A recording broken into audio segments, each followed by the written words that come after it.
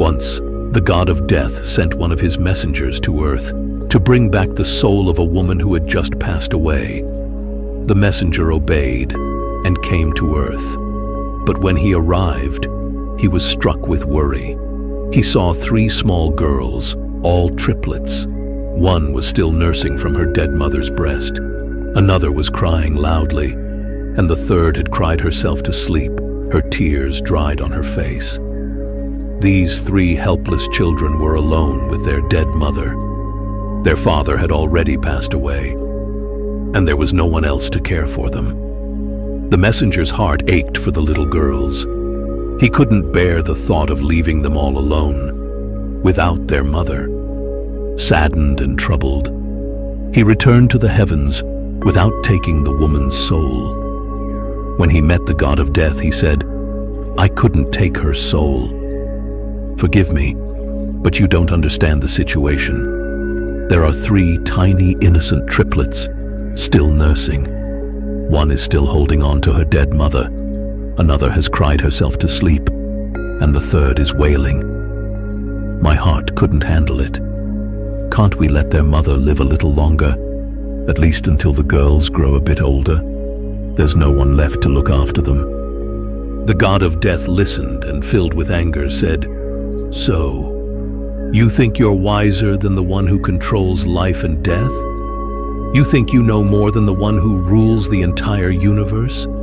You've committed your first sin today, and for this, you'll be punished.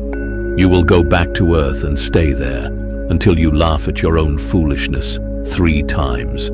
Only then can you return." The messenger accepted the punishment, but deep down, he believed he had done the right thing. He couldn't imagine how he would ever laugh at his own foolishness, since he didn't think he had done anything wrong. The messenger was sent back to Earth.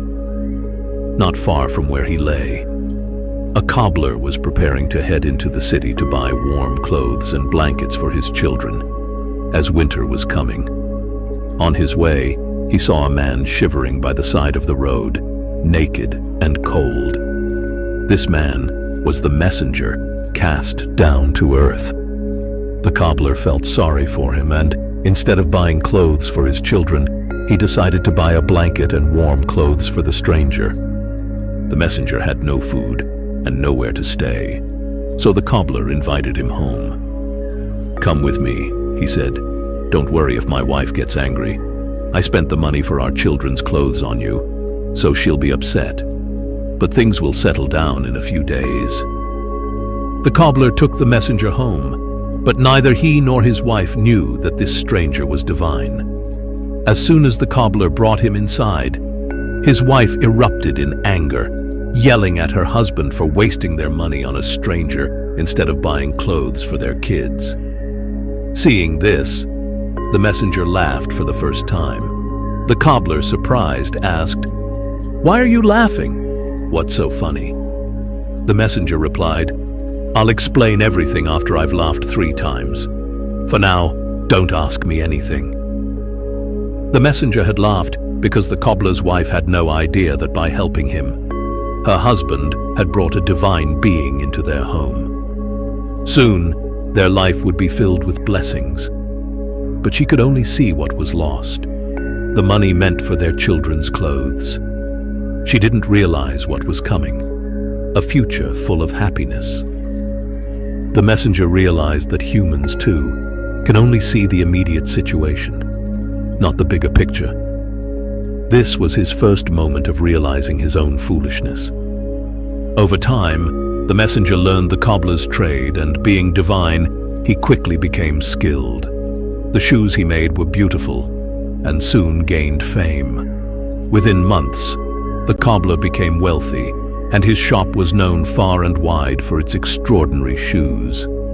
One day, a servant from the king's palace came to the cobbler with a rare piece of leather. "This leather is precious," the servant said.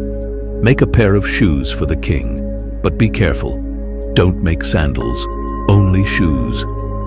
At that time, it was a custom in some places that when someone died, they were buried wearing sandals, not shoes. The cobbler warned the messenger, "Be careful.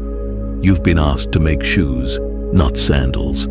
There's only enough leather for one pair, and if there's a mistake, we'll be in trouble. The king won't forgive us."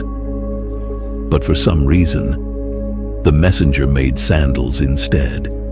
When the cobbler saw what had been made, he was furious. "You'll get us killed," he shouted. "I told you clearly, no sandals. Why did you make them?" At this, the messenger laughed for the second time. Just then, the king's servant rushed back in. "Don't make shoes, make sandals. The king has just passed away."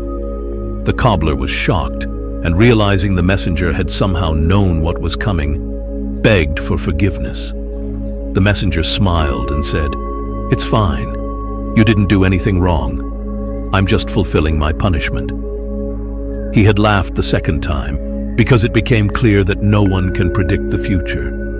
People worry and make plans, but the future often unfolds in ways we can't foresee.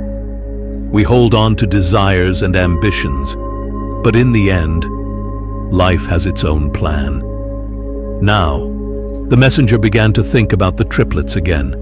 He realized that worrying about their future had been pointless. Life had already laid out its path for them. A few days later, 3 young women arrived at the cobbler's shop. They were there to order shoes for their weddings, accompanied by an older, wealthy woman. The messenger recognized the young women instantly. They were the same triplets he had left with their dead mother. He asked the older woman what had happened to them. The woman explained, "These girls aren't my biological daughters. I found them when they were just babies. Their mother had passed away while trying to feed them, and there was no one to care for them. I had no children of my own, so I took them in and raised them as my own.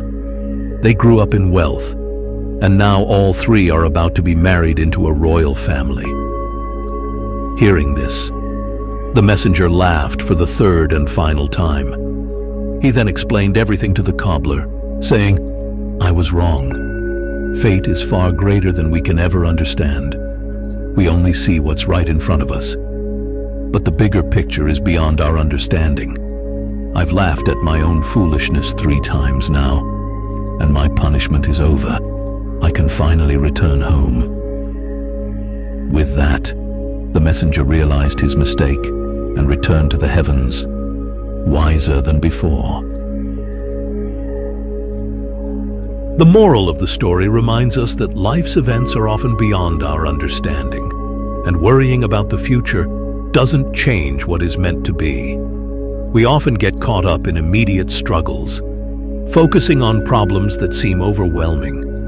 However, what may seem like a major setback or a challenge can turn out to be part of a larger plan that we can't yet see.